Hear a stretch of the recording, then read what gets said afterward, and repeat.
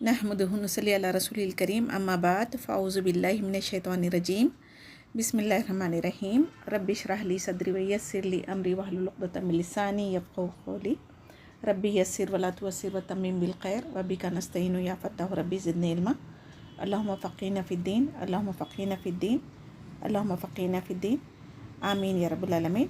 अस्सलामु अलैकुम व रहमतुल्लाहि व बरकातुहू। आज हम इंशाअल्लाह अल्लाह सुब्हानहू व तआला की तौफ़ीक़ से सूरह आराफ आयत 74 to 87 करेंगे और आज हमारा जुज़ 8 मुकम्मल होगा इंशाअल्लाह। चलिए वर्ड टू वर्ड देखते हैं। बिस्मिल्लाहिर्रहमानिर्रहीम। वस्कुरु और याद करो इस जब जाअलकुम बनाया तुमको खुलफ़ा जानशीन मिन बादी बाद आदिन आद के व बव्वाअकुम और पसंदीदा ठिकाना दिया तुमको फिल अर्ज़ ज़मीन में तत्तख़िज़ूना तुम बनाते हो मिन सुहूलिहा नरम जगह सहूलत से उसकी खुसूरन महलात वतन हितूना और तुम तराशते हो अलजिबाला पहाड़ों को बियूतन घरों के लिए फ़स्कुरू बस याद करो अला नेमतों को अल्लाह सुब्हानहू व तआला की वला और ना तासो तुम फसाद करो फिल अर्ज़ ज़मीन में मुफसिद बनकर। क़ाल अल मलऊ कहा सरदारों ने अल्लज़ीना इस्तकबरू जिन्होंने तकब्बुर किया मिन कौमिही उसकी कौम में से लिल्लज़ीना लिए उन लोगों के जो उस्तुज़इफ़ू कमज़ोर बनाए गए लिमन लिए उसके जो आमना ईमान लाए मिनहुम उनमें से अतालमुना क्या तुम जानते हो अन्ना बेशक सालिहन सालिह मुरसलुन भेजा हुआ है मिर रब्बिही अपने रब की तरफ से यानी सालेह अलैहिस्सलाम भेजे हुए अल्लाह की तरफ से। क़ालू उन्होंने कहा इन्ना बेशक हम बिमा साथ उसके जो उर्सिला वो भेजा गया बिही साथ उसके मोमिनून ईमान लाने वाले हैं। क़ाल अल्लज़ीना कहा उन लोगों ने जो अस्तकबरू जिन्होंने तकब्बुर किया इन्ना बेशक हम बिल्लज़ी साथ उस चीज़ के जो आमनतुम ईमान लाए हो साथ उसके जो बिही यानी बिही साथ उसके जो काफिरून इनकार करने वाले। फ़ाखरू बस कूंचे काट दी नाक़ाता ऊँटने के व अतो और सरकशी की अन से अमरी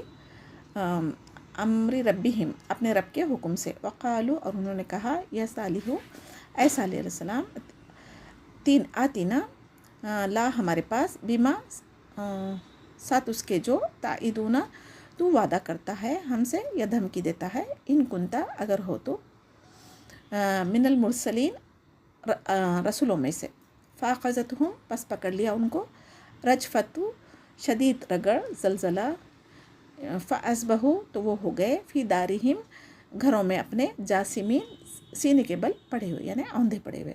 फ़तवल्ला पस मुँह मोड़ लिया अनहुम उनसे वक़ाला और कहा या कौमी ऐ मेरी कौम लक़द अलबत्ता ताक़ी अब लक़्तुकुम मैंने पहुँचा दिया तुमको रिसालता पैगाम रब्बी अपने रब का व नसहतु और मैंने नसीहत कर दी लकुम तुम्हारे लिए वलकिन और लेकिन ला तुहिब्बूनन नासिहीन नहीं तुम पसंद करते नसीहत करने वालों को।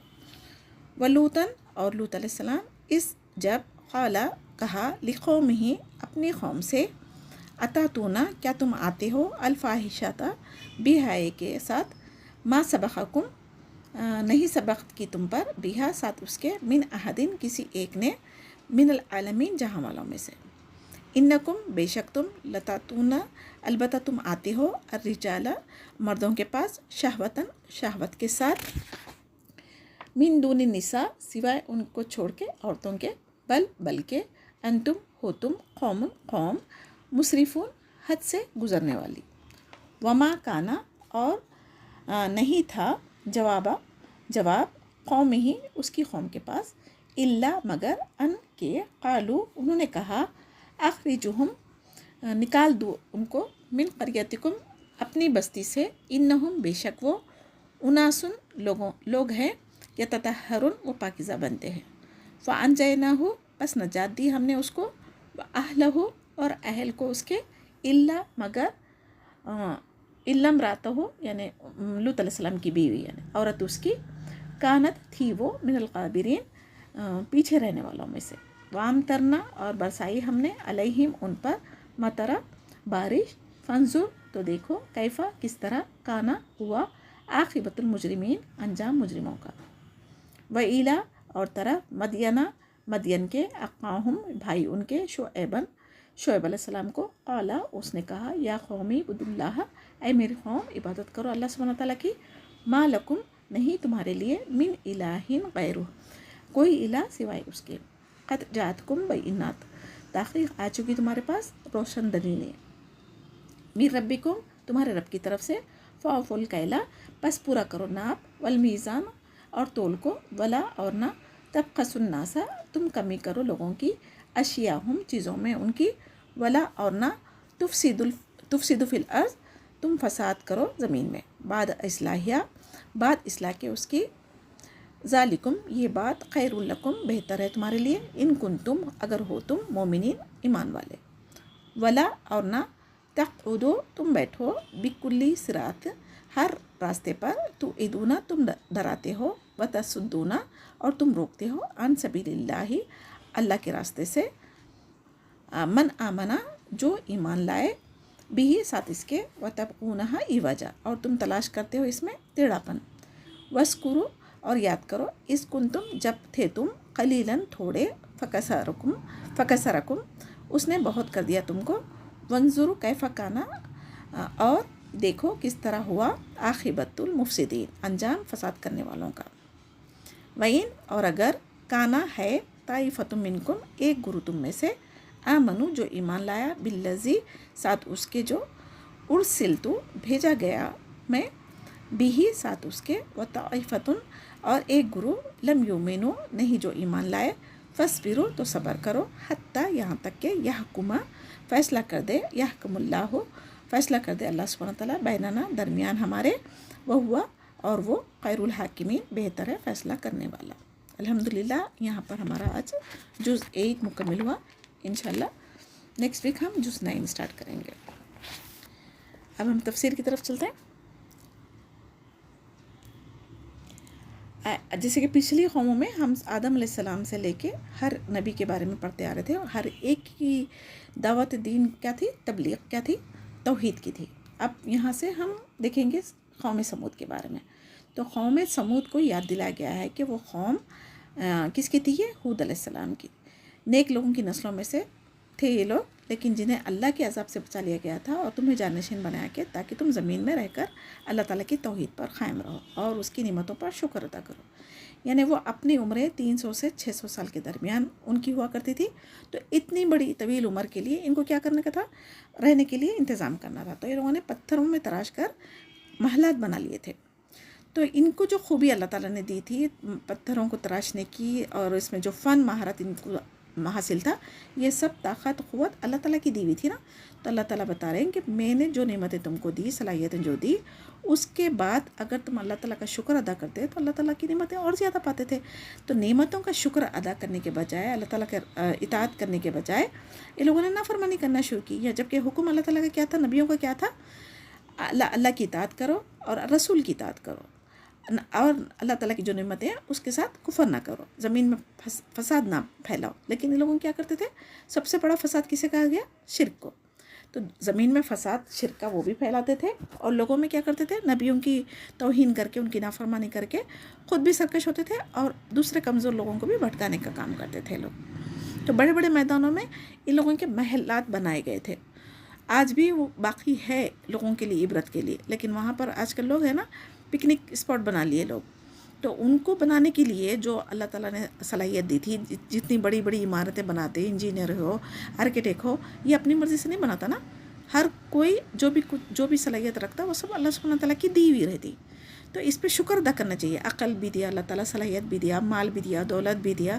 تو اللہ تعالیٰ جو کچھ دیا اس کا ہمیں شکر ادا کرنے سے ایک تو ہماری جو نعمتیں اس میں اللہ تعالیٰ برکتیں بھی دیتا اس میں اضافہ بھی ہوتا اور گناہ سے بھی بچ جاتے لیکن جو کچھ بھی صلاحیتیں ہم میں ہے میں پن آ گیا انسان کے اندر غرور آ گیا میں سب سے بڑا ہوں میں یہ کر سکتا اگر یہ آ گیا تو پھر تکبر ہو جاتا شیطان کی برابری کر لیتے ہم لوگ تو اس سے بچنے کے لیے ہمیں پچھلے قوموں کی جو کیفیت تھی جو لوگوں نے حرکتیں کی تھی وہ بتا کے ہمیں نصیحت کی جا رہی تو قرآن کی ایک ایک آیت میں ہمارے لیے نصیحت ہے. اور ہر نبی کا واقعہ بیان کرنا کیا ہے؟ کسی کے قصے کہانیاں سنانا نہیں ہے، بلکہ ان کی قوم کی جو حرکتیں ہیں اس سے ہمیں سبق حاصل کرنا ہے. ان کی سرکشی کی وجہ سے، ان کے ظلم کی وجہ سے، ان کے فساد کی وجہ سے، اللہ تعالیٰ کی اور رسولوں کی نافرمانی کرنے کی وجہ سے ان کا انجام کیا ہوا وہ ہمیں بتایا جا رہا ہے، تاکہ ہم وہ حرکتیں کرنے سے باز آ جائیں.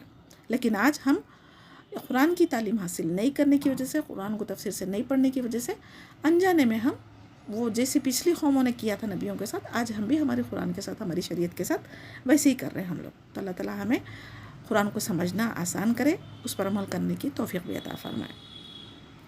اب انسان، ایک مثال بتانا چاہوں گی. اگر آپ کو کوئی آپ کے دوست ہو، آپ کے رشتہ دار ہو، یا آپ کی فرینڈ ہو، کوئی بھی بیسٹ فرینڈ ہو، کچھ بھی اگر آپ کو تحفہ دیتے تو ہم اس کو کتنا یعنی بار بار یاد کرتے رہتے. جب بھی دیکھتے اس کو ہم یاد کرتے کہ میری فرینڈ نے فلاں وقت دی تھی، اور اس کو سنبھال کے رکھتے، لوگوں سے ذکر کرتے. تو اللہ سبحانہ تعالیٰ نے ہمیں جب سے ہم پیدا ہوئے، ماں کے پیٹ میں ایک نطفہ تھا، ایک حقیر سا ناپاک خطرہ، اس سے انسان نے اتنے اچھے سے ہمیں خوبصورت بنا کر باڈی پارٹس جگہ پہ رکھ کر، ہاتھ پاؤں کان ناک منہ سب اپنی اپنی جگہ پر رکھ کے، سوچنے سمجھنے کی صلاحیت دے کے، صحت کے عافیت کے ساتھ رکھا. تو ہمیں کتنی نعمتوں کا اس کا شکر ادا کرنا چاہیے. تو اللہ کی کسی کا دیا ہوا، انسان کا دیا ہوا تحفہ تو یاد ہے. تو اللہ تعالیٰ کی جو نعمتیں ہمارے پاس ہے وہ سب سے بہترین تحفے ہے. احسن الخالقین کہا گیا انسانوں کو. یہ سب ہم بھول جا رہے ہیں. اگر یہ ہمیں یاد رہتا نا تو کبھی بھی کوئی انسان اللہ تعالیٰ کی نافرمانی نہیں کرتا تھا.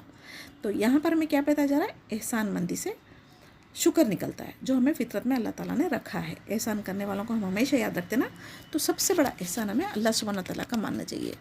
اور اللہ سبحانہ تعالیٰ کا شکر اس لیے بھی ماننا ہے کہ آج ہم الحمدللہ مسلمان گھرانوں میں، اور قرآن پڑھنے کی ہمیں توفیق اللہ تعالیٰ نے عطا فرمائی.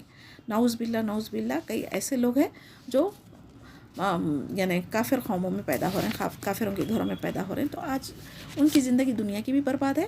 اگر ان کی موت سے پہلے اللہ تعالیٰ ان کو ایمان کی دولت سے نہیں نوازا تو ہمیشہ کہ جہنم میں جانے والے ہیں نا.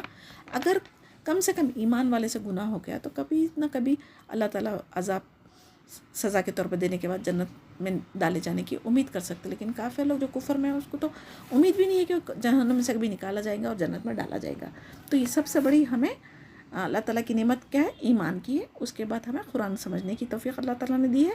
اور اس موقع سے ہمیں فائدہ اٹھانے کا بھی جو گھر بیٹھے دے رہا ہے، یہ بھی بہت بڑی اللہ تعالیٰ کی نعمت ہے. اللہ تعالیٰ کی نعمتیں دنیا میں کافروں پر بھی ہوتی، مگر آخرت میں جو ہے اللہ تعالیٰ کی رحمت صرف اور صرف مومنوں پہ ہوگی.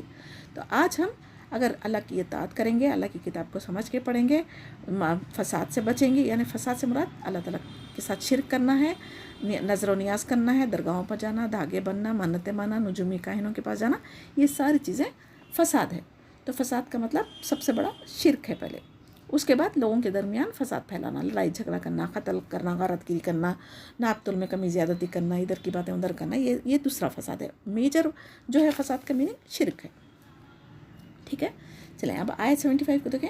ان کی قوم کے سردار جو تکبر کیا کرتے تھے اپنے مال دولت اور عہدے کی وجہ سے، اپنے کمزور لوگوں سے جو ایمان لائے تھے ان سے پوچھا کہ کیا تم کو یقین ہے کہ صالح علیہ السلام واقعی اللہ کے رسول ہے؟ تو ہر دور میں سب سے پہلے ایمان لانے والے کون ہوتے؟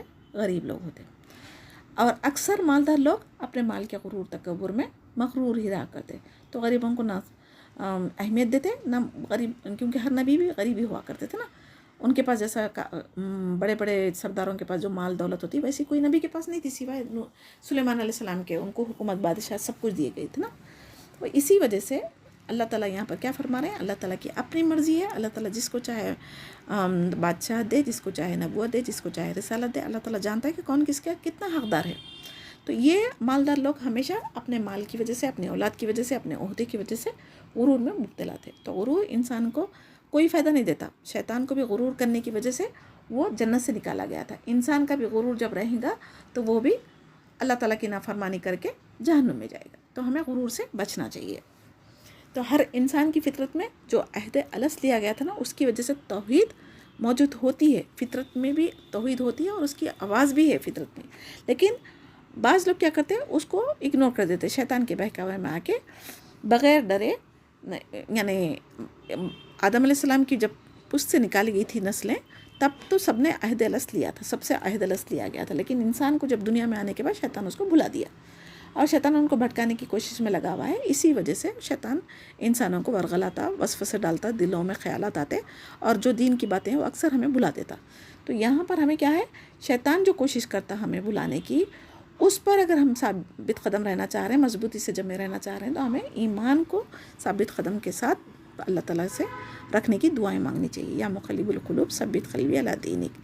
تو جب اللہ سے ہم مدد مانگیں گے تو اللہ کی توفیق سے ہی ہم کوئی نیکی کا کام کر سکیں گے، اور اللہ کی توفیق سے ہی ہم ایمان پر قائم رہ سکیں گے. اور سب سے بڑی کامیابی انسان کی جب موت وقت ہوتی ہے نا، جب خاتمہ ایمان پہ ہونا سب سے بڑی کامیابی ہے. کئی ایسے لوگ ہیں نماز قرآن تو پڑھتے لیکن خاتمہ ہوتے وقت میں کفر کی حالت میں ہو جاتا، یا پھر کوئی نعوذ باللہ کوئی ایسی محفلوں میں رہتے، ناچ گانے کی اس میں رہتے، جب اللہ تعالیٰ کی نام فرمانی کرتے ہوئے جب موت آ جاتی. تو ہمیں دعا کرنا چاہیے اللہ ہمارا خاتمہ جب بھی ہمارے حق میں موت بہتر ہے، خاتمہ ہمارا ایمان پر ہونا نصیب فرما، توحید پر ہمارا خاتمہ نصیب فرما. آمین یا رب العالمین. تو ایمان پہ جمے رہنا، خاتمہ ایمان پہ ہونا، اور خبر کی پہلی منزل میں نماز کی پابندی کرنے والوں کے لیے آسانیاں جو ہوں گی، تو پھر آگے کے بھی مرحلہ آسان ہوں گے. ہر انسان کی قیامت تو اس کی موت سے شروع ہو جاتی ہے، تو کب کس کی موت آنے والی ہے نہیں پتہ ہے. تو ہم غفلت کی زندگی گزارنے کے بجائے ہم شعور والی زندگی گزاریں. آیت 76 میں دیکھیں، ان کے متکبر علماء نے حق کو جانتے ہوئے بھی ایمان لانے سے انکار کر دیا تھا. یعنی اللہ سبحانہ تعالیٰ نے ہر چیز قرآن میں کلیئر بتا دی، اور ہر چیز کو کھول کھول کے بتانے کے بعد بھی اگر انسان اس سے منہ پھیرا تو وہ اس کا اپنا نقصان اٹھائے گا، اللہ تعالیٰ کا کوئی نقصان نہیں ہوگا. ساری مخلوق مل کے بھی اللہ تعالیٰ کے ساتھ شرک کریں گے تو اللہ تعالیٰ کی شان میں کوئی کمی نہیں آئیں گی، اور ساری دنیا بھی اگر اللہ تعالیٰ کی عبادت کریں گی تو بھی اللہ تعالیٰ کی شان میں آپ اضافہ نہیں کر سکیں گے. جو کچھ ہم نیکی کریں گے ہم اپنی آخرت کے لیے کریں گے، اپنے اعمال اپنے ساتھ رہیں گے، اور جو کچھ ہم برائی کریں گے ہمیں اس کا جزا و سزا آخرت میں بھگتنی ہے. آیت 77 دیکھیں، اور انہوں نے اونٹنی کو مار ڈالا جو اللہ تعالیٰ کی نشانی تھی، اور کہنے لگے اے صالح علیہ السلام جس عذاب کی تم ہم کو دھمکی دے رہے تھے اس کو لے آؤ. تو قوم سمود نے خود طاقتور اونٹنی جو حاملہ ہو وہ ایک مخصوص پہاڑ سے نکالنے کی فرمائش کی تھی. پھر جتنی طاقتور وہ اونٹنی تھی اس کے حساب سے سکھانے کی ضرورت بھی تھی. تو جتنی طاقتور جسم والی تھی اسی حساب سے وہ کھاتی پیتی تھی، تو ان کی ضرورت اس کو پوری کرنا ضروری تھا. تو یہ لوگوں کو وہ اچھا نہیں لگا. جب بھی ہم اللہ تعالیٰ سے دعا کریں خیر مانگنا چاہیے. جو اپنی مرضی سے بنا سوچے سمجھے انہوں نے مطالبہ تو کر دیا تھا، جب اونٹ نہیں نکلی تو اس کو کھانے پینے کی بھی ضرورت پڑی. جب پانی وہ زیادہ پی لیتی تھی، کھاتی زیادہ تھی، تو ان کو ایسا لگا کہ ہمیں وہ اونٹنی اتنا کھا لیں گی تو پھر ہمیں کیا ملے گا. تو اسی وجہ سے اس کو مارنے کے لوگوں نے سازش کی تھی. تو جو لوگ اپنے حق میں بنا سوچے سمجھے دعا کر لیتے اور وہ دعا اللہ تعالیٰ نے قبول فرما لی، پھر اس کے ساتھ میں کفر کیے. کفر کرنے کی وجہ سے لوگوں نے وہ اونٹنی کو مارنے کی وجہ سے اللہ سبحانہ تعالیٰ کے عذاب میں مبتلا ہو گئے تھے لوگ. اب ہمارے لیے اس میں سبق کیا ہے؟ جب بھی ہم اللہ سبحانہ تعالیٰ سے دعا کریں اللہ تعالیٰ سے خیر مانگا کریں، کیونکہ جس کا علم ہمیں نہیں ہے اس کو مانگنے سے کل ہم پہ مصیبت، جو چیز ہم آج خیر سمجھ رہے ہیں وہ ہمارے لیے کل مصیبت بن سکتی. تو اللہ سبحانہ تعالیٰ سے اگر آپ خیر مانگیں گے اس میں ہمارے لیے بہتری ہے تو ہمیں عطا کر. استخارہ میں یہی تو مطلب ہے نا، اللہ تعالیٰ اس میں ہمارے لیے دین و دنیا کے معاملے حساب سے اگر خیر ہے تو ہمیں عطا فرما، اگر شر ہے تو اس کو ہم سے دور رکھ دے. تو استخارہ is the best way to ask اللہ سبحانہ تعالیٰ.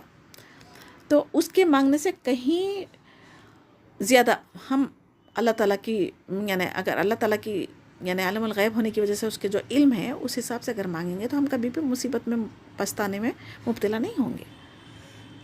وہی ہمارے لیے یعنی وبال بن سکتا ہے. یعنی جو چیز ہم مانگ لیتے کبھی کبھی ہم کیا سمجھتے ہمارے لیے بہتر ہے سمجھ کے ہم مانگ لیتے، وہ چیزیں کبھی ہمارے لیے وبال بن جاتا. جیسے کہ بچوں کے لیے ہم ان کی فرمائش پہ بائک دلا دیتے اور بچے کیا کرتے باہر چلانے کے لیے دوستوں کے ساتھ مسٹرنس وغیرہ کرتے ہوئے اس میں ایکسیڈنٹ ہو جاتا، مر جاتے.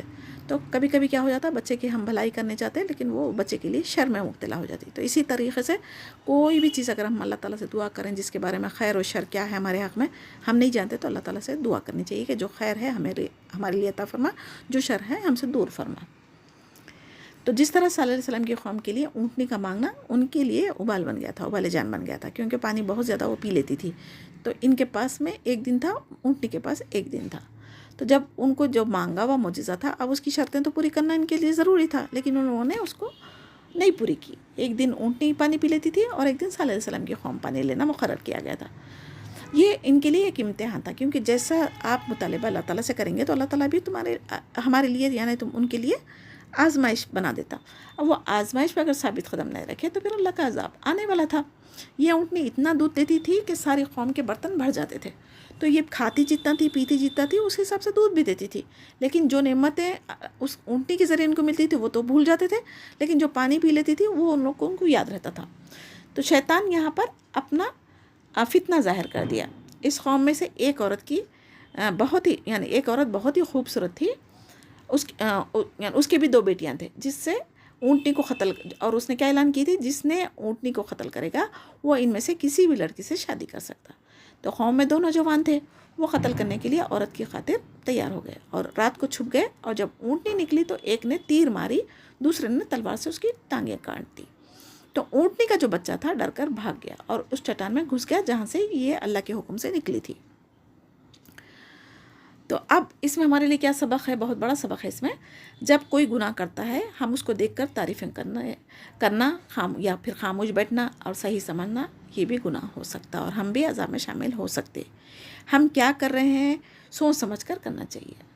نیکی کی کسی کو اگر ہم ترغیب دلوانے سے اگر ہمیں ثواب مل سکتا تو برائی کو دیکھنے سے، برائی کو نہیں روکنے سے اس پر عذاب بھی ہمیں ہو سکتا. تو انہوں نے غلطی بھی کی، اوپر سے صالح علیہ السلام کو کہا، اے صالح علیہ السلام تم جو کہتے تھے کہ اونٹنی کو نقصان پہنچانے پر ہم پر اللہ کا عذاب آئے گا، کہاں ہے تمہارے عذاب، یعنی لے آؤ عذاب. تو حضرت صالح علیہ السلام نے فرمایا 3 دن کے بعد تم سب ہلاک ہو جائیں گے. تو غلطی ہونے پر نادم ہونے کے بجائے یہ لوگوں نے اللہ کا عذاب مانگا. جو اللہ کے رسول تھے صلی اللہ علیہ وسلم، ان سے کہا کہ تم نے جو وعدہ کیا تھا ہم پر وہ عذاب لے.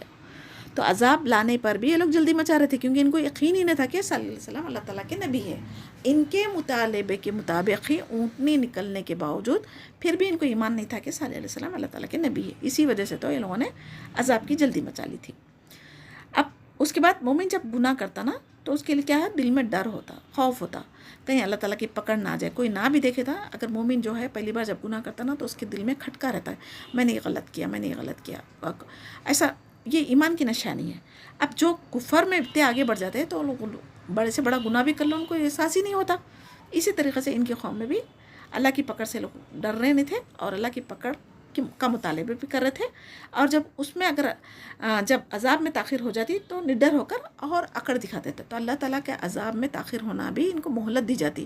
جب دیکھیں، جب ایک کوئی پتنگ پلاتا ہوا دیکھے ہوں گے نا ہم، تو اس کو جب اونچی اڑان میں اگر اڑانا ہے تو اس کو ہم ڈھیل دیتے جاتے دھاگے کو. جیسے جیسے وہ دھاگا ہم ڈھیلا چھوڑتے جاتے وہ اوپر جاتی جاتی.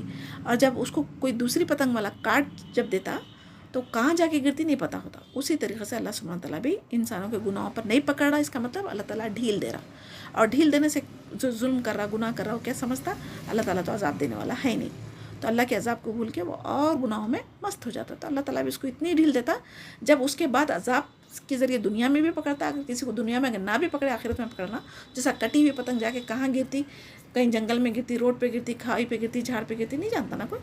اسی طریقے سے کٹی پتنگ کی طرح ان کا بھی حشر ہونے والا. تو کبھی بھی ہم گناہ کرنے کے بعد اگر ہمارے دل میں اس کا احساس ہو رہا، ندامت ہو رہی، تو فوراً توبہ کرنا چاہیے. اگر توبہ نہیں کرنے سے کیا ہوتا، وہ ایک گناہ ہمارے دل پہ سیاہ نقطہ پڑتے جاتا. اور جب ایسے ہی گناہ ہوتے ہوتے ہوتے ایک بار ایسا وقت آ جاتا، بڑے سے بڑا گناہ بھی کریں گے تو ہمیں تھوڑا بھی احساس نہیں ہوتا، تکلیف نہیں ہوتی، ندامت نہیں ہوتی، افسوس نہیں ہوتا. تو یہ دلوں کو سیاہ کر دیتا اللہ تعالیٰ. اگر توبہ استغفار کرتے جائیں گے تو ساتھ ساتھ اللہ تعالیٰ اس کو ہمارے گناہوں کو معاف کر دے جاتا، تو دل ہمارا صاف رہتا. تو مسلمانوں پر جو مشکلیں دیکھ کر ہمیں یہ نہیں کہنا چاہیے کہ اچھا ہوا ان کے اعمال کی سزا ان کو ملی. اکثر لوگ بولتے ہیں نا جیسے اعمال کرے ان کی سزا مل رہی. تو ہم نہیں جانتے کسی کے لیے اعمال کی وجہ سے سزا مل رہی یا ان کی آزمائش کے لیے ان پر کچھ مصیبتیں آ رہی. تو ہم گمان کر اچھا کرنا چاہیے، کبھی بھی برا گمان نہیں کرنا چاہیے. اکثر لوگ کیا کرتے ہیں، اپنے پہ اگر کوئی مصیبت آ رہی تو بولتے ہیں اللہ تعالیٰ کی آزمائش ہوں گی. اگر کسی جس کو آپ نہیں پسند کرتے اس پہ کوئی مصیبت آتی، کوئی پریشانی میں مبتلا رہتا، تو ہم یہ نہیں سمجھتے کہ اس کی بھی آزمائش ہو رہی، بلکہ یہ کہتے تھے کہ جیسا کرے ویسا بھر رہے اور ان کے عمل کی سزا اللہ تعالیٰ ان کو دنیا میں دے رہے. یہی ہم کہتے ہیں. اللہ تعالیٰ ہمیں حق بات سمجھنے کی توفیق عطا فرمائے اور پچھلے نبیوں کی جو امتیں تھیں ان سے ہمیں اپنی زندگی میں اصلاح کرنے کی توفیق عطا فرمائے. نبی اور رسول کا رتبہ بہت بڑا ہوتا ہے، ان کی عزت و احترام کے ساتھ ہمیں بھی مخاطب کرنے کا یہاں حکم دیا جا رہا ہے. آیت 78 میں دیکھیں 3 دن بعد ان پر بہت سخت زلزلہ آیا ہے، جو اس کا ذکر اس آیت میں رجفہ کے نام سے ذکر کیا گیا. دوسری جگہ صیحۃ کہا گیا، چیخ کا ذکر ہے، جس سے معلوم ہوتا ہے کہ ان پر دونوں قسم کے عذاب آئے تھے، یعنی رجفہ اور صیحۃ. یعنی زلزلہ بھی آیا اور چیخ کا بھی. تو وہ سب کے سب اپنے گھروں کے اندر منہ کے بل اوندھے پڑے ہوئے تھے، اور اتنا شدید زلزلہ اور ہیبت ناک چیخ تھی کہ کوئی نہیں باقی رہا، صرف حضرت صالح علیہ السلام کے ساتھ جو لوگ ایمان لائے تھے وہی باقی رہے تھے. تو اللہ سبحانہ تعالیٰ کا عذاب اور پکڑ بہت سخت ہوتی ہے، اسی لیے ہمیں اس سے ڈرتے رہنا چاہیے، بے خوف ہو کر زندگی گزارنے سے بچنا چاہیے. اور یہ جب 9 ہجری میں تبوک کی طرف تشریف لے جا رہے تھے تو رسول کریم صلی اللہ علیہ وسلم تو ان کے گھروں اور مقامات کے پاس سے گزر رہے تھے. تو جب نبی کریم صلی اللہ علیہ وسلم ایسے مقامات سے، قوم سمود کی عاد کی جو قوم کے جو گھر رہے تھے وہ مشہور ہے اس عرب ممالک میں، حجاز و شام کے درمیان یہ وادی موجود ہے. تو وہاں سے جب بھی تجارت کے لیے گزر ہوتا تھا تو نبی کریم صلی اللہ علیہ وسلم کہتے تھے کہ فوراً اللہ تعالیٰ سے استغفار کرتے ہوئے، توبہ کرتے ہوئے فوراً وہاں سے گزر جاؤ. لیکن آج کہا جاتا ہے کہ وہاں پر عرب والوں نے پکنک اسپاٹس بنا لی ہے. تو جو عبرت کے لیے اللہ تعالیٰ نے جگہیں چھوڑی ہے وہ آج ہمارے لیے پکنک بن گئی. اللہ تعالیٰ ہم امت مسلمہ کی اصلاح فرمائے اور ایسی چیزوں سے ہمیں محفوظ رکھے. اور آیت 79 میں دیکھیں، حضرت صالح علیہ السلام اس وقت فرمانے لگے، حسرت اور افسوس کی وجہ سے انہوں نے کیا کہا، جب پہلے جتنی کوشش کرنی تھی انہوں نے کی اپنی امت کے لیے، اب اس کے باوجود بھی اگر ان کی قوم نہیں مان رہی تھی تو انہوں نے کہا، اے میری قوم، میں نے تو تم کو اپنے پروردگار کا حکم پہنچا دیا اور نصیحت کی، مگر تم لوگ میری نصیحت کو نہیں مانا. مثلا جنگ بدر ختم ہونے کے بعد آپ صلی اللہ علیہ وسلم نے بھی مشرکوں کی لاشوں سے خطاب فرما رہے تھے اور فرما رہے تھے کہ یہ عرب والوں کو ان کے قریب رہنے والوں کے قصہ سنا کر نصیحت فرماتے تھے. اسی طریقے سے ہر نبی کا حکم جو قوم ان کی نہیں مانی، ان کا عبرتناک انجام جو ہوا وہ بھی ہر نبی کی قوم کے ہمیں بتا دیے گئے. کیونکہ اب آگے کوئی شریعت آنے والی نہیں ہے، نہ ہی کوئی نبی آنے والے ہیں، نہ تو کوئی ہمیں مطلب آسمانی کتاب دی جانے والی ہے. تو جو بھی ہے ہمیں یہ کتاب میں سارے قصے بیان کیے گئے تاکہ اس سے ہم عبرت حاصل کر کے اپنی اصلاح کر لیں. آیت 79 جب اللہ تعالیٰ نے قوم سمود کو حضرت صالح علیہ السلام کی مخالفت کرتے ہوئے، اللہ تعالیٰ کی نافرمانی، قبول حق سے انکار اور ہدایت کو چھوڑ کر اندھے پن کو اختیار کرنے کی وجہ سے ہلاک کر دیا تھا، تو حضرت صالح علیہ السلام نے انہیں ملامت اور سرزنش کرتے ہوئے کہا تھا کہ اس وقت ان کی اس بات کو سن بھی رہے تھے، یعنی جو مر چکے تھے نا عذاب کی وجہ سے، جو اندھے منہ پڑ گئے تھے اللہ کے عذاب سے، چیخ اور زلزلے کی وجہ سے، تو ان کو صالح علیہ السلام فرما رہے تھے. تو اس بات سے ہمیں کیسا پتہ چلتا کہ مردے سن سکتے نہیں سن سکتے؟ وہ ہمیشہ نہیں سن سکتے، لیکن اللہ تعالیٰ جس کو سنانا چاہتا وہ سن سکتے. اور صحیح حدیثوں میں بھی ہے کہ جب رسول کریم صلی اللہ علیہ وسلم اہل بدر پر فتح و نصرت حاصل ہو گئی تھی تو آپ نے وہاں 3 دن قیام فرمایا تھا. پھر آپ نے حکم دیا تھا اور تیسرے دن رات کے آخری پہر میں آپ کی سواری کو تیار کر دیا گیا تھا، آپ اس پر سوار ہو کر چل پڑے تھے. پھر بدر کے کنویں کے پاس جب کھڑے ہوئے تو آپ نے فرمایا تھا، اے ابو جہل بن ہشام، اے عتبہ بن ربی، اے شیبہ بن ربی، یہ نام لے لے کے کہہ رہے تھے کہ تم سے تمہارے رب نے جو وعدہ کیا تھا کیا تم نے اسے سچا پایا؟ تو مجھ سے میرے رب نے جو وعدہ فرمایا تھا میں نے تو اسے سچا پا لیا. تو حضرت عمر رضی اللہ تعالیٰ نے عرض کی، اے اللہ کے رسول صلی اللہ علیہ وسلم، یہ کیسے سنیں گے؟ یہ تو مر چکے اور کیوں کا جواب دیں گے؟ تو جب یہ مردہ لاشیں ہو چکے ہیں تو آپ صلی اللہ علیہ وسلم نے کیا فرمایا تھا، اس ذات گرامی کی قسم جس کے ہاتھ میں میری جان ہے، یعنی اللہ کی قسم کا کہا تھا کہ جس کے ہاتھ میں میری جان ہے، میں اس وقت ان سے جو بات کر رہا ہوں تم اس کی نسبت زیادہ نہیں سن رہے ہیں، لیکن وہ جواب نہیں دے سکتے. تو اسی طریقے سے حضرت صالح علیہ السلام نے بھی اپنی قوم سے کہا، لقد ابلغتکم رسالۃ ربی ونصحت لکم، یعنی البتہ تحقیق میں نے تم کو اللہ کا پیغام پہنچا دیا اور تمہاری خیر خواہی کی تھی، لیکن تم نے اس سے فائدہ نہیں اٹھایا کیونکہ تم حق کو پسند نہیں کرتے اور خیر خواہی کرنے والے کی بات کو تسلیم نہیں کرتے. اس لیے انہوں نے یہ بھی فرمایا تھا کہ وَلَكِنْ لَا تُحِبُّونَ النَّاصِحِينَ، مگر تم ایسے ہو کہ خیر خواہوں کو دوست نہیں رکھتے. یعنی جس طریقے سے حضرت صلی اللہ علیہ وسلم کی باتیں جب ان کی قوم کو اللہ سبحانہ تعالیٰ نے سنایا تھا، اسی طریقے سے بدر کے موقع پر بھی اللہ تعالیٰ کے حکم سے جو مر چکے تھے، کنویں میں ڈالی گئی تھی ان کی لاشیں، ان کے نام لے کے جو مخاطب کیے تھے وہ اللہ تعالیٰ ان تک پہنچا رہا تھا. آیت 80 میں دیکھیں، حضرت لوط علیہ السلام اور حضرت ابراہیم علیہ السلام، یہ تو کون ہے رشتوں میں؟ بھتیجے ہونا تھا. جب حضرت ابراہیم علیہ السلام عراق کو چھوڑا تھا، ہجرت کی تھی، تو ان کے ساتھ صرف سارہ ان کی بیوی تھی اور لوط علیہ السلام تھے. حضرت ابراہیم علیہ السلام فلسطین میں آباد ہو گئے تھے اور لوط علیہ السلام کو سدوم یعنی جارڈن کی طرف ایک علاقہ تھا، وہاں آباد ہوئے تھے. تو حضرت لوط علیہ السلام ان کی قوم میں سے نہیں تھے، ان کی طرف بھیجے گئے تھے. ہر نبی کی طرح انہوں نے پہلے توحید کی دعوت دی، پھر जो लवातत का अमल करते थे उससे रोका। लवातत का अमल से मुराद यानी मेल फीमेल का जो रिलेशन अल्लाह ताला ने रखा हस्बैंड वाइफ का, वो छोड़ के क्या करते थे ये मर्द हजरत मर्द होमोसेक्सुअलिटी जो आज आम हो चुकी है ना, वो करते थे लोग। तो सबसे पहले शुरू करने वाले ये लूत अलैहिस्सलाम की कौम है। यानी मर्दों के साथ बदफाली करने का काम ये हज़रत लूत अलैहिस्सलाम की कौम ने की थी, और कौम सुदुम कहा जाता है इनको। तो अब जितने भी लोग करते जा रहे हैं इन सब का अज़ाब उन्हें भी होने वाला है। तो आज तक ये नौज़ बिल्ला ये बदफाली का काम चलते आ रहा है। आज बड़े शहरों में क्या हो गया, क़ानून भी पास हो गया कि मर्द मर्द से शादी कर सकता, औरत औरत से शादी कर सकता, नौज़ बिल्ला। तो शैतान बहुत खूबसूरत करके लड़कों की शक्लों को दिखाता था। तो और ये लोग क्या करते थे, उनके साथ बदफैली करने के लिए रसूलों की नाफरमानी करते थे। अल्लाह ताला की नाफरमानी करके औरतों को छोड़ के ये लड़कों के साथ में बदफाली करते थे, जिसका जिक्र कुरान में कई जगह बयान भी किया गया और ताकीद भी की गई ताकि उम्मत इस काम से बच जाए। लेकिन आज नौज़ बिल्ला ये सोशल मीडिया की वजह से, यूट्यूब की वजह से ये सारी बेहुदा चीज़ें देख के हमारे बच्चे भी ऐसे कामों में मुब्तला होते चले जा रहे हैं। अल्लाह ताला मुसलमानों की नस्ल को अपने हिफ्ज़ व मान में रख और कुरान की समझ हम माँ बाप को अता करें ताकि हम अपनी औलाद की तरबियत कुरान और हदीस के मुताबिक कर सकें। और औरतों को छोड़कर आयत 81 में देखिए, 81 में इनके बारे में कहा जा रहा है, औरतों को छोड़कर मर्दों से शहवत पूरी करना गैर फितरी अमल है और ये काम बेहयाई के काम है। इसकी सज़ा में इख्तिलाफ है। जिस बस्ती में ये काम करने वालों को सबसे ऊंची इमारत से नीचे ढकेल दें और ऊपर से पत्थरों से मारे, ये एक हो सकती इख्तिलाफ है सज़ाओं में। और दूसरी सज़ा, उनकी सज़ा भी जिना करने वालों की तरह शादीशुदा को रिजम करना है और गैर शादीशुदा को 100 कोड़े मारना है। और तीसरा फ़ेल और मफूल यानी फ़ाल करने वाला और जिससे कराया जा रहा वो दोनों को कत्ल करना है। अब यहाँ पर देखेंगे अल्लाह ताला क्या फरमा रहे हैं, बिलाशुबा हमने लूत अलैहिस्सलाम को यानी रसूल बनाकर भेजा ताकि उनकी कौम को उनके गुनाहों से डराए, उनके अज़ाब से, अल्लाह के अज़ाब से डराए। जब इसने अपनी कौम से कहा, हज़रत लूत अलैहिस्सलाम यानी इनके बीच में हारान बिन आज़र के बेटे और हज़रत इब्राहीम खलीलुल्लाह के ब्रदर ज़ादे थे, यानी लूत अलैहिस्सलाम हारून अलैहिस्सलाम के और हज़रत इब्राहीम अलैहिस्सलाम के चचाजाद भाई थे। आप हज़रत इब्राहीम अलैहिस्सलाम पर ईमान भी ले आए थे और इनके साथ अर्ज़ शाम की तरफ हिजरत भी की थी। अल्लाह ताला ने उन्हें सुदोम और इसके गर्द की बस्तियों में नबी बनाकर भेजा था। आप उन्हें अल्लाह अज़्ज़वजल की तरफ दावत देते थे, नेकी का हुक्म देते थे और गुनाहों पर बचने और हराम कामों से, बेहयाई की बातों से मना करते थे। लेकिन फिर भी वो नाफरमानी करके उसका इर्तिकाब कर चुके।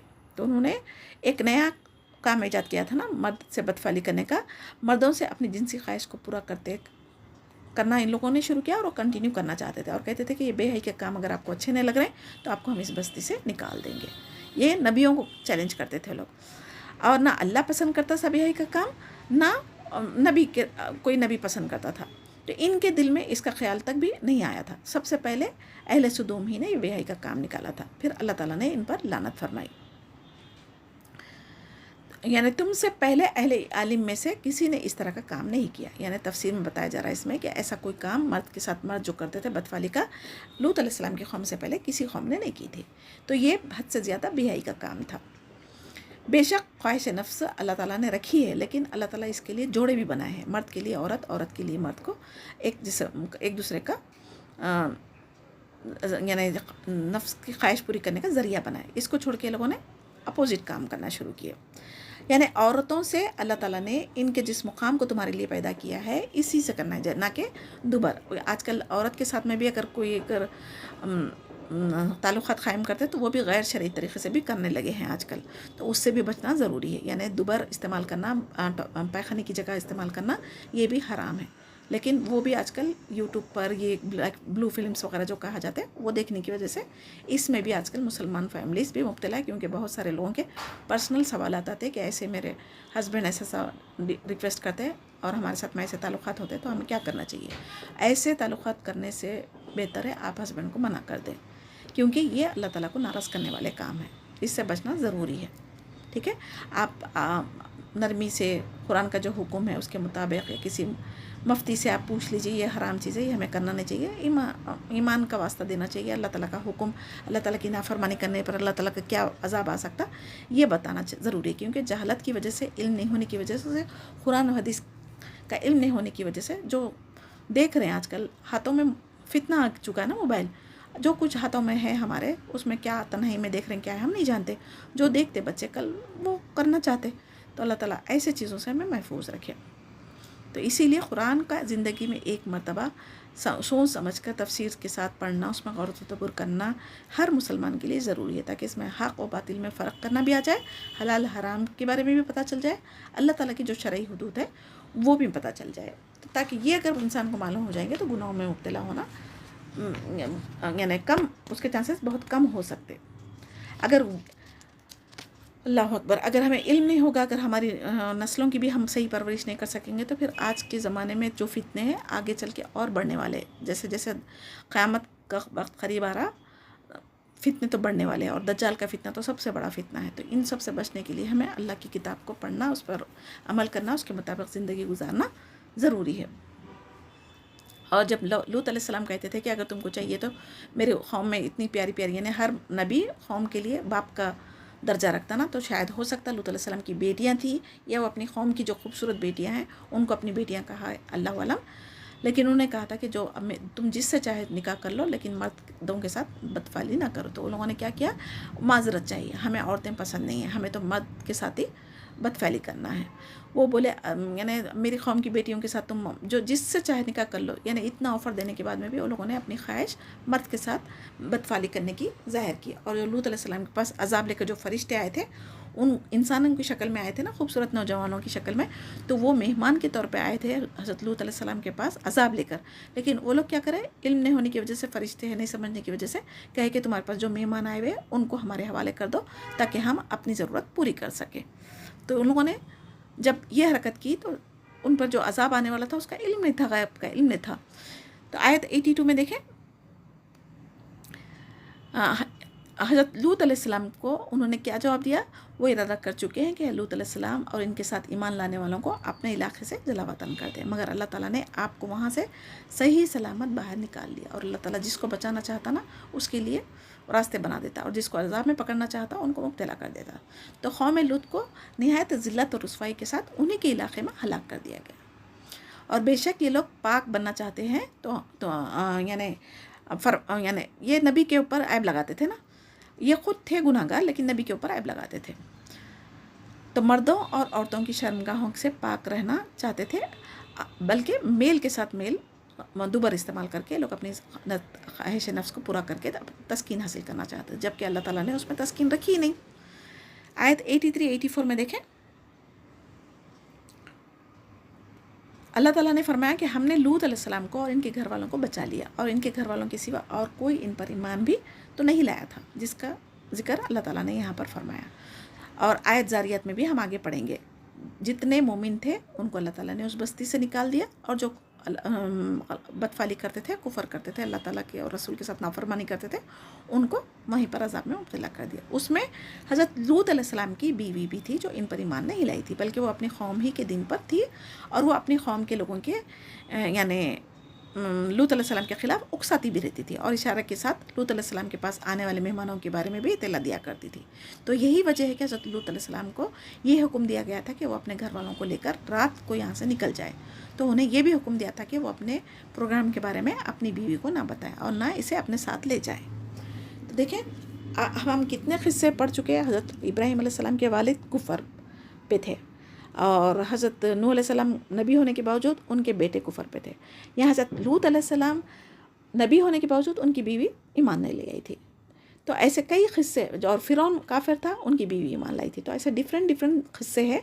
तो हम कभी भी ये नहीं कह सकते कि किसी के नेक माँ बाप रहते, औलाद अगर नाफरमान निकल के तो देखो माँ बाप तो ऐसे नेक है, औलाद कैसी निकली। हम कभी भी माँ बाप को ताना नहीं देना चाहिए, क्योंकि उनकी तरबियत में कमी नहीं रहती, लेकिन बच्चा ऐसा निकल जाता, बच्ची निकल जाती है ऐसी, तो माँ बाप को आप ताने ना दें, क्योंकि हमें कुरान में हर तरीक़े के मिसालें दी जा चुकी, बाप के बेटे की, बीवी की, और किसी शौहर काफिर होने के बावजूद बीवी मोमिन हो सकती। कुछ भी ऐसे मिसालें अल्लाह ताला ने बयान करने से नहीं रोका, और अल्लाह ताला ने सारी चीज़ें खुल के बता दिया। तो उन्हें इस किस्म के लोग माशरे में हो सकते, ठीक है, जिसका जिक्र कुरान में इस तरह के लोग माशरे में हो सकते। तो कभी भी किसी की अगर माँ बाप गुनाहगार रहते लेकिन औलाद निकल जाती, तो हम ये भी नहीं बोल सकते कि माँ बाप देखो कैसे है और औलाद उनकी फरिश्ते जैसी निकली। हम नहीं बोल सकते, गुमान है हमारा किसी का भी ज़ाहिर हम देख सकते हैं, लेकिन बातिन अल्लाह ताला देखने वाला है। तो हम अपनी ज़बानों को सोच समझ कर इस्तेमाल करना चाहिए। तो कुछ लोगों ने ये भी बयान किया कि हज़रत लूत अलैहिस्सलाम की बीवी इनके साथ निकल तो पड़ी थी, मगर जब अज़ाब आया तो पलट कर देखना शुरू कर दिया था, और इसी तरह ये भी इसी अज़ाब में मुब्तला हो गई थी जिसमें इसकी कौम मुब्तला हुई थी। लेकिन बज़ाहिर यूँ मालूम होता है कि ये औरत शहर से बाहर नहीं निकली थी और ना हज़रत लूत अलैहिस्सलाम ने इसे बताया था, बल्कि ये अपनी कौम के लोगों में ही बाकी रही थी। अल्लाहु अलम। तो यहाँ पर जो है ना आयत 83 में, इल्ला इम्रातहु कानत मिनल गाबिरीन, मगर इसकी बीवी ना बची कि वो पीछे रहने वालों में से थी, यानी पीछे बाकी रह जाने वालों में से मुराद चाहे वो अपने घर से लूत अलैहिस्सलाम के साथ निकली नहीं और वो अज़ाब में हलाक हो गई, ये भी हो सकता, या फिर लूत अलैहिस्सलाम के पीछे आ रही थी तो अल्लाह ताला ने उसको अज़ाब में हलाक कर दिया। और वाम तरना अलैहि मतरा, और हमने उन पर महीना बरसाया। तो इसकी भी तफसीर एक दूसरे मुकाम पर इस तरह आई कि जैसा सूरह हूद में हम आगे देखेंगे, इन पर पत्थरों की तह बतह कंकरियाँ बरसाई गई थी जिन पर तुम्हारे परवरदिगार के यहाँ से निशान किए हुए थे, यानी वो बस्ती इन जालिमों से कुछ दूर नहीं थी। इसीलिए यहाँ पर फरमाया गया फंजुर कैफ़ काना आक़िबतुल मुजरिमीन, यानी अरब लोगों को तिजारत के लिए एक मुल्क से दूसरे मुल्क जाना आना पड़ता था ना, तो इनकी नज़र से ये बस्तियाँ इनके सफ़र के दौरान इनकी नज़र से गुजरती थी वो, इसी वजह से अल्लाह ताला ने वो बस्ती के मिसाल दी यहाँ पर। यानी ऐ नबी सल्लल्लाहु अलैहि वसल्लम, आप देख लें जो शख्स अल्लाह ताला की नाफरमानी करने और इसके रसूलों की तकज़ीब करने की जुरात की तो इसका अंजाम कैसा भयानक हुआ। तो ये जो चीज़ें अल्लाह ताला ने कुरान में बता रहे हैं हमारे लिए इबरत हासिल करने के लिए है, और जिसे तुम कौम लूत जैसा अमल करते हुए पाओ, आज के भी ज़माने में इस पर हमें अमल करना है। फ़ाल यानी करने वाला और करवाने वाला, यानी दोनों को कत्ल करने का हुक्म है। लेकिन अब इस्लामी हुकूमत नहीं होने की वजह से हम क़ानून अपने हाथ में नहीं ले सकते। तो आयत 85 में देखें, हज़रत शुएब अलैहिस्सलाम और मदयन का क़िस्सा बयान किया गया है। इसमें अल्लाह सुब्हानहू व तआला क्या फरमा रहे हैं, हज़रत शुएब अलैहिस्सलाम के बेटे किसके, मिकील बिन यशजर के बेटे हैं, और सिरियानी ज़बान में इनका इसम ग्रामी यसरून है। मदीन के इतलाक़ कबीले पर भी होता है और इस शहर पर भी, जो हिजाज़ के रास्ते की तरफ से माउन के करीब था। तो अल्लाह ताला क्या फरमा रहे हैं, जो सूरह क़सस में हम आगे देखेंगे, जब मदीन के पानी के मुकाम पर पहुँचे तो देखा कि वहाँ लोग जमा हो रहे हैं और अपने चौपायों को पानी पिला रहे हैं। कौम मदीन से मुराद असहाब इक्का है, जैसा कि हम अनक़रीब इंशाअल्लाह बयान करेंगे ये वाक़या। अब हम सिर्फ इस आयत की तफसीर देखेंगे। इस आयत में हज़रत शुएब अलैहिस्सलाम का जिक्र है, जो मदयन हज़रत इब्राहीम अलैहिस्सलाम के बेटे या पोते का नाम था। फिर उनकी नस्ल और कबीले का नाम भी मदयन पड़ गया था, तो उन्हें असहाब इक्का कहा जाता है। फिर हर नबी को इस कौम का भाई कहा गया है, क्योंकि हर नबी एक दूसरे की यानी तबलीग का काम किए, तौहीद का काम किए थे, तो एक दूसरे के बाद तौहीद का पैगाम पहुंचाने का काम किए थे, तो वो भाई हो गए। वो इस लिहाज से भाई कहा गया। तौहीद की दावत भी दी। फिर शुएब अलैहिस्सलाम की कौम में नाप तुल की कमी की आदत पड़ गई थी, तो अल्लाह सुब्हानहू व तआला ने शुएब अलैहिस्सलाम के ज़रिए नाप तुल में कमी करने से रोका था इन्हें। तो हम भी अगर अपने घर वालों को हुकूक में कमी कर रहे हैं तो इसमें शामिल हो सकते हैं। यानी आज के भी ज़माने में मुसलमान जो तिजारत करते हैं ना, वो लोग माल तोलते वक्त में उसमें कमी ज़्यादती कर देते, या हम कभी किसी से कोई चीज़ लेते, आरेतन लेते, तो हम लेते तो बराबर है, देते वक्त में से थोड़ी बहुत कमी करके देते, तो इससे हमें बचना चाहिए। इस पर भी बहुत बड़ा अज़ाब आया था, ये इसीलिए अल्लाह ताला ने यहाँ पर फरमा दिया ताकि हम इसके साथ इबरत हासिल करें। यानी अल्लाह सुब्हानहू व तआला की तरफ से निशानियाँ आने के बाद, वाज़ेह दलीलें आ जाने के बाद जो हुक्म है उस पर समीअना व अताअना कहना है। अब दिगर लोगों के मामलात में भी जैसा हर नबी वाज़ व नसीहत करते थे, यहाँ पर शुएब अलैहिस्सलाम भी वाज़ व नसीहत करने लगे। तो वाज़ व नसीहत करने पर क्या किया, नाप तोल पूरा किया करो और लोगों को इनकी चीज़ें कम ना दिया करो। और इसके माने और एक भी है, नामालूम तरीक़े से चीज़ के ऐब छुपाते हुए किसी को धोखा ना देना। यानी कारोबार करते वक्त में अगर किसी माल में ऐब है, उसको हम छुपा के सेल नहीं करना, क्योंकि लोग क्या समझते, अक्सर देखते हैं ना, बाज़ार से कुछ चीज़ लेते, कोई बंडी वगैरह से कर लेते, मुसलमान ही होते वो लोग, लेकिन आप उनके भरोसे पे कोई सामान ख़रीदते, घर आने के बाद देखते कि कुछ चीज़ें उसमें सड़ी गली भी डाली भी होती। तो ये धोखा है, ऐब छुपाना है, और ऐसा धोखा देना मुसलमान का काम नहीं है, इससे बचना ज़रूरी है। किसी के नाप तुल में भी कमी कर देना, वो बट के जगह पत्थर रख देते, नीचे कुछ लगा देते, मैग्नेट वगैरह, यानी कम तोलने की वजह से। तो दुनिया का अगर थोड़ा सा माल अगर कमा भी लिए तो किसी को धोखा देके, तो आखिरत में तो उसका अज़ाब देना है। वहाँ पर आपके नेकियों के ज़रिए उनका जो हक़ मारा गया था वो दिलाया जाएगा। तो वहाँ पर नेकियाँ आप पैसे दे के भी नहीं कमा सकते ना, तो हम दुनिया की थोड़ी सी ज़िंदगी के लिए, थोड़े से फ़ायदे के लिए हम अपनी आखिरत क्यों ख़राब कर लें। तो किसी को भी नाप कम हो सके तो जिससे कर आप कुछ ले रहे हैं नाप के या तोल के किसी भी तरीके से ले रहे हैं तो इजाफा देना चाहिए मगर कमी नहीं करना चाहिए। और किसी भी चीज़ में ऐब है, आप बिज़नेस कर रहे हैं, ताजर कर रहे हैं, कोई उसमें डैमेज है, कोई भी किसी किस्म का भी मटेरियल है, कपड़ों का बिज़नेस कर रहे हैं, किसी भी चीज़ का कर रहे हैं भाई, उसमें कोई भी ऐब है, कुछ कम मनी से आप माल उठाते वक्त में नहीं देखे और आपके पास आ गया तो आप उसको धोखा दे के नहीं बेच सकते। और ये ना कि किसी का माल हड़पना है। अल्लाह ताला अपने हुकूक माफ़ करेंगे, फ़राइज़ में कमी करेंगे तो अल्लाह ताला माफ़ करेंगे, लेकिन हुकूकुल इबाद को माफ़ नहीं करेंगे। ये बंदों का हक़ है, जो कुछ हम नाप तोल के ले रहे हैं, दे रहे हैं, हम पैसा ले रहे हैं तो उनको बराबर माल देना है। तो ये हुकूकुल इबाद में कमी करने वालों को आखिरत में हर हाल में अपने नेकियों से हुकूकुल इबाद अदा करना पड़ेगा। वहाँ तो नेकियां अपने जो कुछ हम करेंगे टूटी फूटी इबादत, वो भी अगर किसी को हक़ अदा करने में, हुकूकुल इबाद अदा करने में किसी की ग़ीबत करे हुए है तो उनको हमारे नेकियां जब दे दी जाएंगी तो फिर वहाँ पर हम पहाड़ के बराबर भी नेकियां लेके जाएंगे। और हम ये चीज़ों से नहीं बचेंगे तो फिर हमारे नामा अमाल को बहुत ही हल्का यानी बिना किसी नेकियों के पाएंगे। तो ऐसी ज़िंदगी आप चाह रहे हैं आखिरत की या फिर अपने नेकियों की हिफाजत करना चाह रहे हैं, वो हम कुरान को समझने के बाद तय करें और अल्लाह से डरते हुए दुनिया के मामलात करें। नाप और तोल में कमी करने वालों के लिए ख़राबी है कहा गया है, और ये हम आगे सूरह मुतफ़्फ़िफ़ीन में भी पढ़ेंगे। पूरी सूरत नाप तोल में कमी करने वालों के बारे में बताई गई है। जो लोगों से नाप कर लें तो पूरा लेंगे और जब उनको नाप कर या तोल कर दें तो कम करके देंगे। क्या ये लोग नहीं जानते कि उठाए भी जाएंगे, यानी क़यामत के दिन उठाए भी जाएंगे, वो जो सख्त दिन है। और उस दिन रब्बुल आलमीन के सामने जब खड़े होंगे तो अल्लाह ताला इंसाफ के साथ सबके दरमियान फ़ैसला करेगा। ये बहुत बड़ा अल्लाह ताला का सख्त अजाब की वईद है। अल्लाह ताला से दुआ करते रहना चाहिए कि अल्लाह ताला हमें आफ़ियत अता फ़रमाए। फिर अल्लाह सुब्हानहू ताला ने हज़रत शुएब अलैहिस्सलाम के अपनी कौम से खिताब के बारे में ख़बर देते हुए फ़रमाया कि जिन्हें इबादत यानी शुएब अलैहिस्सलाम बहुत ही फसी व बलीग फ़साद वाला नसीहत करने वाले और दिलों को छू जाने वाले अंदाज में वो खिताब करते थे, इसीलिए उनको खतीबुल अंबिया का भी लक़ब दिया गया था।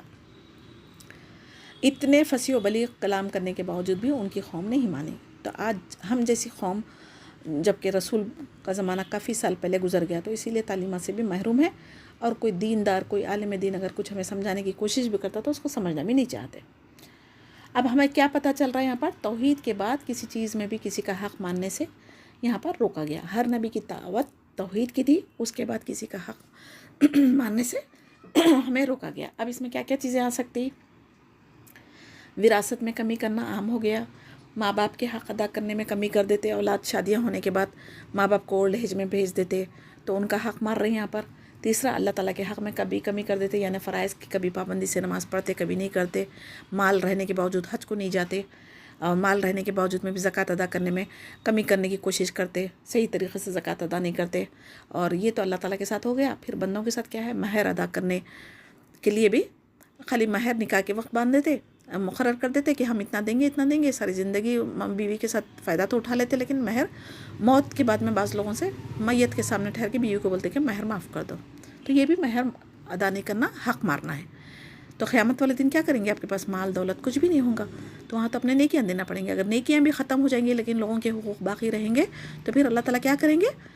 लोगों के जिसके हक़ आपके ऊपर बाकी रहेंगे उनके गुनाह आपके ऊपर डालेंगे, क्योंकि आपके पास नेकियां बाकी नहीं है, तब उनका तो हक़ बाकी है। अल्लाह ताला इंसाफ करने वाला है। अल्लाह ताला तो जिसका हक़ तुम्हारे ऊपर बाकी है, जो जिसके साथ हम जुल्म ज़्यादती करें, वो उसके साथ तो इंसाफ करना है। तब उसके जिसके भी हुकूक आप पे बाकी है, आपके नेकियां ख़त्म होने के बाद उसके गुनाह आपके नामा अमल में डाले जाएंगे। इंसान को खुद के गुनाह का बोझ उस दिन उठाना मुश्किल हो जाएगा। तो क्या आप चाहेंगे या हम चाहेंगे कि लोगों का बोझ हम उठाएं? कोई भी नहीं चाहेंगे ना। तो अगर कोई भी नहीं चाह रहा तो हम दुनिया में ही सबके हुकूक को अदा करने की कोशिश करें। और मिलावट करना आजकल आम होते जा रहा ना, हर चीज़ में मिलावट की जा रही। कौन सी चीज़ ओरिजिनल मिल रही है आप बताइए? तो चाहे मुसलमान की दुकान से ख़रीदें आप, चाहे काफिर की, हर चीज़ में मिलावट है। पानी, दूध, हर चीज़ में देख लें आप। तो ये मिलावट करना भी ये हक़ मारना है। वज़न में कमी करना, नाप तोल में कमी करना, इसलिए अल्लाह ताला यहाँ पर बहुत बड़ी वईद दिया। और अमानत में ख़यानत करना, किसी की कोई चीज़ आपके पास आरतन रखी गई तो आप उसको इस्तेमाल करना, वो भी अमानत में ख़यानत करना है। किसी के हक़ मानने में ख़तरनाक बुराइयों में से एक ये बहुत बड़ी बुराई है। इसीलिए अल्लाह ताला ने कुरान में इस्लाह करने के लिए ये हुक्म नाफिज किया कि नाप तोल में कमी ना करें। یہ صورت میں بھی شعیب علیہ السلام کی قوم میں جو خرابی پائی گئی تھی اس پر جو عذاب آیا تھا وہ بھی بتایا گیا. پھر سورہ مطففین میں بھی ہمیں تاکید دی حکم دیا گیا. اب آیت 86 میں دیکھیں، حضرت شعیب علیہ السلام کی قوم والے سڑکوں پر بیٹھ کر آنے جانے والوں کو تنگ کیا کرتے تھے اور ان کا مال لوٹ لیا کرتے تھے.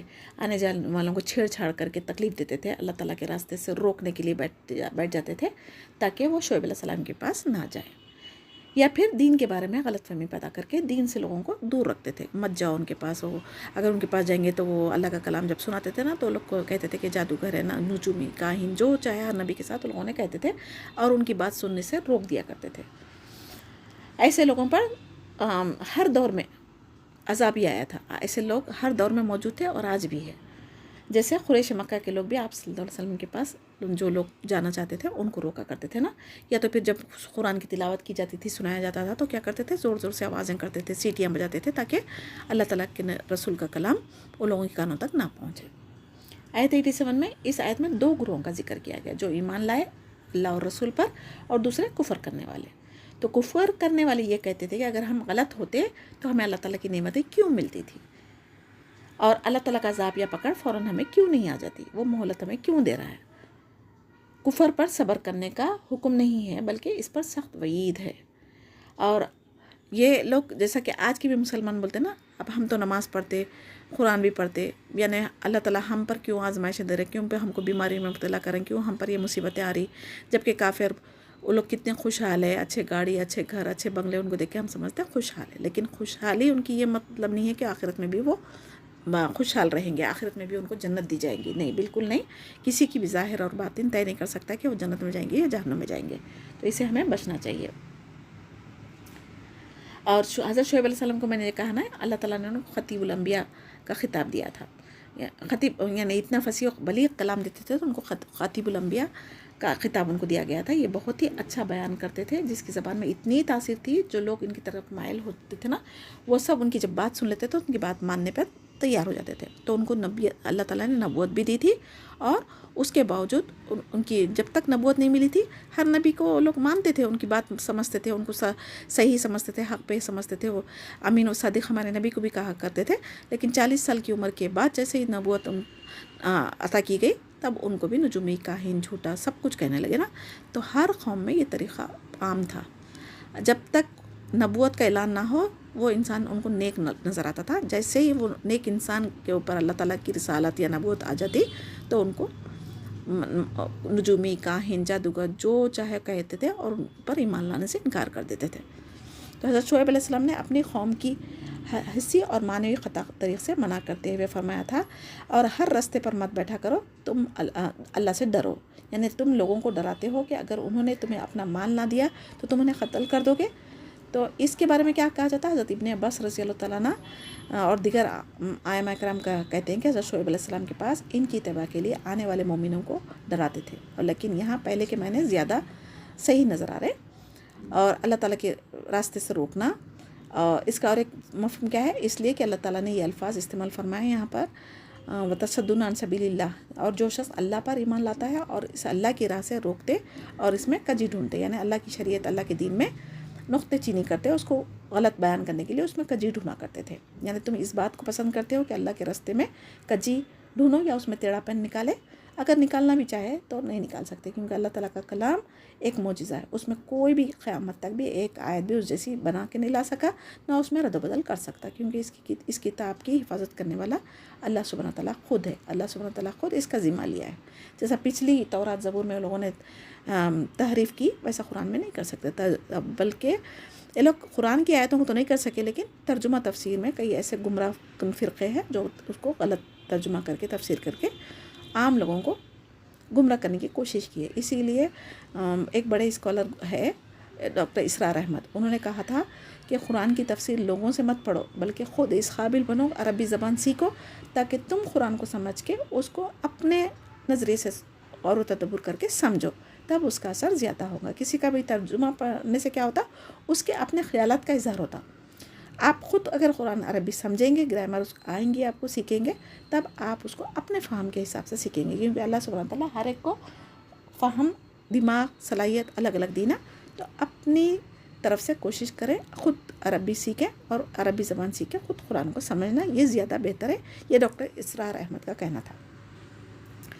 تو اکثر لوگ تعداد کو دیکھتے اور اس وقت کو یاد کرو جب تم تھوڑے سے تھے تو اللہ نے تم کو جماعت کثیر کر دیا، تم اپنی تعداد کی قلت کی وجہ سے کمزور تھے، مگر اب اللہ تعالیٰ نے تعداد کی کثرت کی وجہ سے تمہیں طاقتور بنا دیا۔ تو اللہ تعالیٰ کی اس نعمت کو ہمیشہ یاد رکھو۔ یہ آیت 86 میں اللہ تعالیٰ منظور کیفا کانا عاقبۃ المفسدین، اور دیکھو خرابی کرنے والوں کا انجام کیسا ہوا، دیکھو کہ گزشتہ زمانوں میں ان کے سابقہ امتوں کا انجام کیسا ہوا، اور اللہ تعالیٰ کی نافرمانی اور رسولوں کی تکذیب کی وجہ سے وہ کیسے ہلاک کر دیے گئے، کیسے دردناک عذاب میں مبتلا کر دیے گئے۔ اور اس کے بعد اللہ تعالیٰ کیا فرما رہے ہیں یہاں پر، اگر تم میں سے ایک جماعت میری رسالت پر ایمان لے آئی اور ایک جماعت ایمان نہیں لائی، یعنی میرے بارے میں تم اختلاف میں مبتلا ہو گئے، تو پھر صبر کرو، انتظار کرو، حتیٰ کہ یہاں اللہ تعالیٰ ہمارے درمیان فیصلہ کر دے۔ اور وَهُوَ خیر الحاکمین کا مطلب کیا ہے، اور وہ سب سے بہتر فیصلہ کرنے والا ہے، وہ یقیناً اپنے سے ڈرنے والوں کا انجام اچھا کرے گا اور کافروں کو تباہی و بربادی کا عذاب دے گا، ہلاکت میں مبتلا کر دے گا۔ تو اللہ سبحانہ تعالیٰ سے دعا کرتی ہوں کہ جو کچھ ہم پڑھے اس پر سننے، سمجھنے اور عمل کرنے کی توفیق عطا فرمائے۔ سبحان ربک رب العزت عما یصفون وسلام علی المرسلین والحمد للہ رب العالمین۔ سبحانک اللہم بحمدک، نشہد ان لا الہ الا انت، نستغفرک ونتوب الیک۔ السلام علیکم ورحمۃ اللہ وبرکاتہ۔